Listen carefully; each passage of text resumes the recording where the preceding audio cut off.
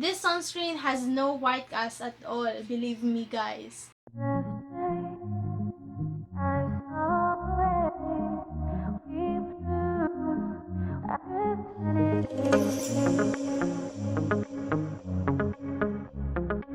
Hey guys, it's Haney here and I'm back again with another video. For today's video, we will review this Naked Skin Ultralight Sunscreen Gel. And grabe guys, magugulat kayo sa product na to. But before that, I'm Hannah. You can call me Haney. Subscribe to my channel to see more of me.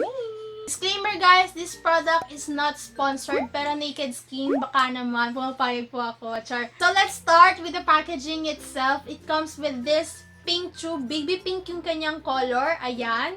And yung kanyang applicator is ganito. Ayan.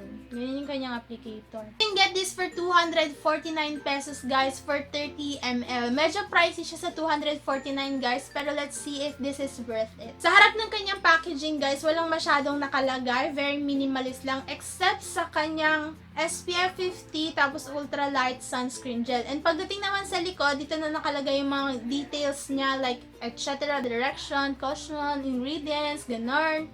So they claim guys na it is non-greasy, weightless, oil-free, and it has SPF 50 plus PA+++, which is a broad spectrum na siya. So pwede kanya nakaprotektahan sa UVA and UVB rays. This sunscreen is a chemical sunscreen. So kapag chemical sunscreen, you have to wait 15 to 30 minutes bago ka talaga lumabas ng bahay. Or tapos mo siyang i-apply, mag-wait ka pa na 15 to 30 minutes bago ka talaga magpakita sa araw. Pero guys, ito yung pinaka-boom talaga sa kanya sa product na to is the texture and the product itself.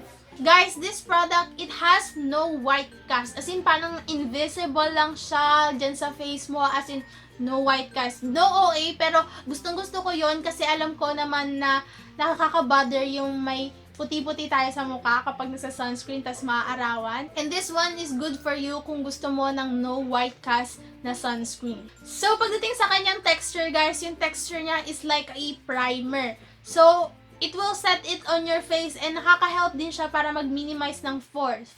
Nakaka-help din siya mag-minimize ng pores. So, dahil nga parang primer yung texture niya, pwede siyang patungan ng makeup, like foundation, concealer, and pwede siya dyan mag-set sa iyong face kasi nga, yung texture niya is parang sa primer. And that's really good ha, kasi may sunscreen ka na, naka-makeup ka pa. And guys, sobrang lightweight lang nito, as in parang wala ka talagang nilagay sa face mo, and that's really good. But, the best part sa sunscreen na to guys is ito.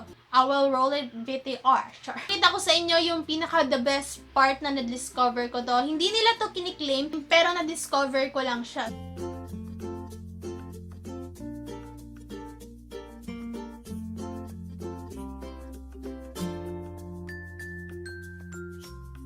It is water resistant. Hindi siya guys waterproof at all, but water resistant siya kasi na-try ko siyang ilagay sa kamay ko ng may sunscreen tapos naghugas ako ng kamay and nandun pa din yung product. And that's really good kasi kapag minsan, yun yung isa sa mga problema ng mga sunscreen, yung hindi sila water resistant. Kasi nga, minsan napapawisan tayo or minsan nababasa tayo ng kung ano-anong tubig, ganyan, ulan.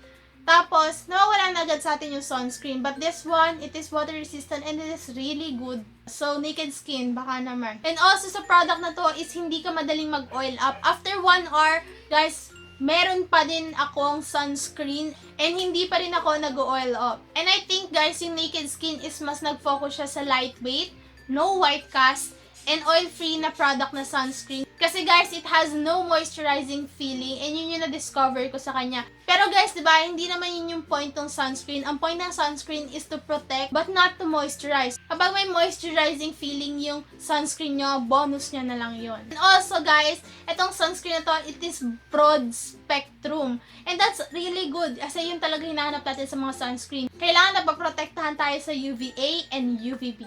So, I would recommend this for all types of skin, guys. Sa oily, dry, sensitive, and combination skin. Kasi nga, yung texture niya is really good for all types of skin. But, mayroon lang akong advice sa mga dry skin and sensitive. Sa mga dry skin, I would advise na mag-moisturize kayo pag gagamit kayo nito. And sa mga sensitive skin, ask nyo muna yung dermatologist nyo if pwede kayo dito kasi this is a chemical sunscreen and sa mga sensitive, mas madali silang mag-react sa mga chemicals. And for overall, guys, sobra ko talaga nagustuhan tong product na to. I would rate this 10 out of 10. Sa lahat ng chemical sunscreen na na-try ko, ito yung pinaka-the best. As in, pinaka-the best talaga. So, pero kahit 10 out of 10 yung rate ko, meron pa rin akong cons para sa mga other types of skin. Para sa mga sensitive skin, meron cons sa sunscreen na to kasi nga, it is a chemical sunscreen. Mas madali magre-react yung skin nyo kasi nga meron siyang mga chemicals. At dahil nagustuhan ko to, sana magustuhan nyo rin. And that is for this video, guys. Like, share, and subscribe to my channel to see more of me. See you in my next video. Bye!